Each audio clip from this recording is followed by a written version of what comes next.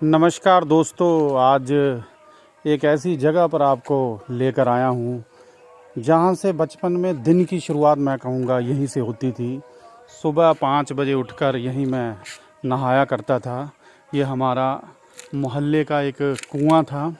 कुआँ है अभी भी, पर इसका अब प्रयोग उस तरह से नहीं होता है। लोगों ने पंप लगाए हैं, लेकिन पहले ऐसे उपकरण हुआ करते थे जिनको रस्सी डालकर जैसे उनसे पानी निकाला जाता था। अब इसका प्रयोग नहीं होता, अब थोड़ा टेक्नोलॉजी भी एडवांस हो गई है। तो दोस्तों, इसका पानी इतना ठंडा है कि मुझे एक संस्मरण याद है कि मैं 1980s में अपने नानी के घर गया तो वहाँ पर मुझे फ्रिज का पानी पिया, तो मैं याद कर रहा था कि हमारे कुएं का पानी भी ऐसा ही ठंडा है, क्योंकि ये वृक्षों के झुरमुट के नीचे है। तो ये कुआं काफ़ी पुराना है। वैसे आजकल आपको ऐसे मिस्त्री मिलेंगी भी नहीं जो इस तरह की जो है कारागिरी करते हों। तो पहले यहाँ यह बहुत खूब रौनक हुआ करती थी। सुबह शाम इस होदी को भरकर हम नहाया करते थे। फिर परिवार जो है, हर परिवार 4-6 घड़े में ही जो है पानी का गुजारा कर लेता था। लेकिन आजकल तो 1000-2000 लीटर की टंकियाँ भी हमारे लिए कम पड़ रही हैं। इससे पता चलता है कि आज पानी की बर्बादी कितनी अपराधपूर्ण ढंग से हो रही है, और आने वाले कुछ ही सालों में जो है भूजल एक बड़ा संकट भारत के सामने खड़ा होगा उसका। बाकी दोस्तों, एक घटना और मैं आपको बताऊं। एक बार हमारे मोहल्ले की बहन इसमें गिर गई थी, लेकिन लकीली रस्सी डाल दी गई तो वो बहुत हिम्मत वाली निकली, उसने पकड़ लिया और उसको वो सरवाइव कर लिया गया। तो ये कुआं दिन की शुरुआत 5 बजे मेरी यहीं से होती थी। सुबह 5 बजे नहा कर आना, बड़ा उत्साह जोश हुआ करता था। और दूसरा दोस्तों, ये सबसे आकर्षण का केंद्र ये जामुन का वृक्ष है। कभी इस पर इतनी जामुनें लगा करती थी, और ये चढ़ने के लिए ये देखिए ये बनाए हुए करते थे। हम बचपन में इस पर चढ़ा करते थे। इनफैक्ट सारा दोपहर यहीं गुजरा करता था जब फल होते थे। तो इधर एक बहुत बड़ी डाली हुआ करती थी, बड़ी मोटी शाखा। इसे हम जो है छप्पड़ वाला डाल कहते, क्योंकि यहाँ पानी इकट्ठा होता था। तो ये जामुन हमारे ही कुल के एक ब्रह्मचारी जी हैं, वो परिवार अब सोलन में माइग्रेट हो गया है। उन्होंने काफ़ी साल पहले, इवन पार्टीशन से पहले इस वृक्ष को लगाया था, और तभी से ये मेरे लिए बहुत एक इमोशनल अटैचमेंट का है।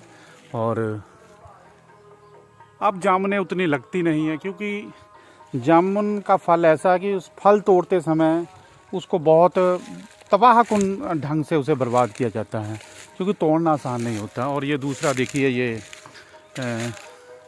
सूखे आम का पेड़ है। This tree was planted by my grand mother in 1940। आप कहेंगे कि तुम्हें ये डेट कैसे याद है? डेट इसलिए याद है कि मेरे पिताजी की जन्म तिथि 1949 है। तो मेरी ग्रैंड मदर आम तौर पर यह बताया करती थी कि कई बार कि वो उस समय 9-10 साल के थे जब इस वृक्ष को 9-10 साल पहले, जन्म से पहले इस वृक्ष को लगाया गया था। इसके फल दोस्तों इतने मीठे थे, बेशक हरे रंग के रहते थे, लेकिन शहद जैसे फल थे।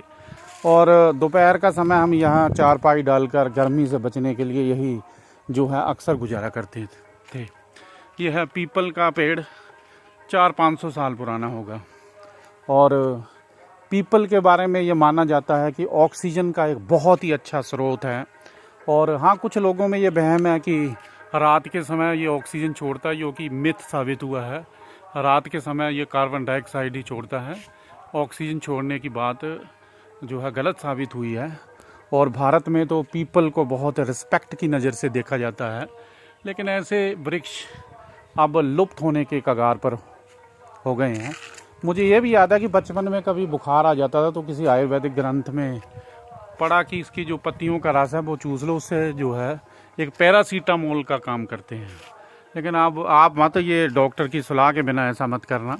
लेकिन मैंने 1-2 बार आजमाया तो मेरा बुखार उतर गया। हाँ, ये ख़तरनाक इसलिए कि कई बार ये कूहनी से जो है टूट जाता है। और एक बार अभी 8-10 साल पहले की बात है, कुछ महिलाएं यहाँ पानी भर रही थी, और उसके 2 मिनट बाद, उनके जाने के बाद, ये बड़ा सा जो है शाखा गिर पड़ी, तो वो बाल बची। They had a narrow escape. तो ये आप देख पा रहे हैं पीपल का पेड़।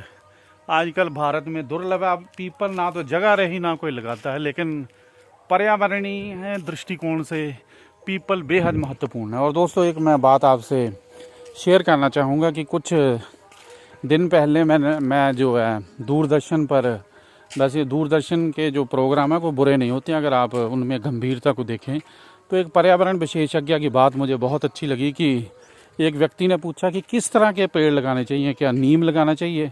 तो उन्होंने कहा कि नीम उतना ही चाहिए जितना आपकी थाली में करेला। अब हर सब्जी में करेला नहीं डाल सकते, तो उन्होंने कहा कि जो लोकल वृक्ष हैं वो सबसे ज़्यादा कामयाब होते हैं।